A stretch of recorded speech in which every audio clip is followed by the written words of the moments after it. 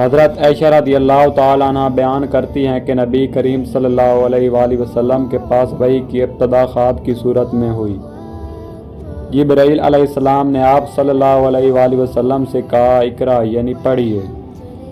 آپ صلی اللہ علیہ وآلہ وسلم نے فرمایا میں پڑھا ہوا نہیں ہوں۔ اس پر جبرائیل علیہ السلام نے آپ صلی اللہ علیہ وآلہ وسلم کو پکڑا اور زور سے دبایا، پھر چھوڑ دیا اور کہا اقرا یعنی پڑھیے۔ آپ صلی اللہ علیہ وآلہ وسلم نے پھر وہی جواب دیا کہ میں پڑھا ہوا نہیں ہوں۔ تب تیسری مرتبہ جبرائیل علیہ السلام نے آپ کو زور سے پکڑا اور دبایا اور کہا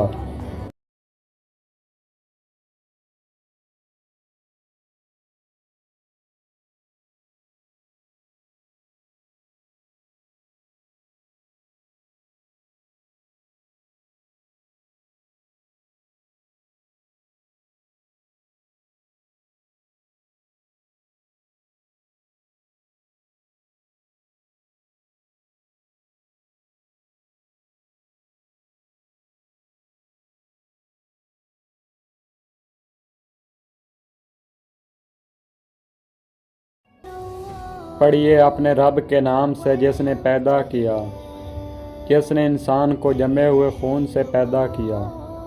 پڑھیے اور آپ کا رب سب سے زیادہ عزت والا ہے، جس نے قلم سے علم دیا اور انسان کو وہ باتیں سکھائیں جو وہ نہیں جانتا تھا۔ صحیح بخاری حدیث نمبر 3۔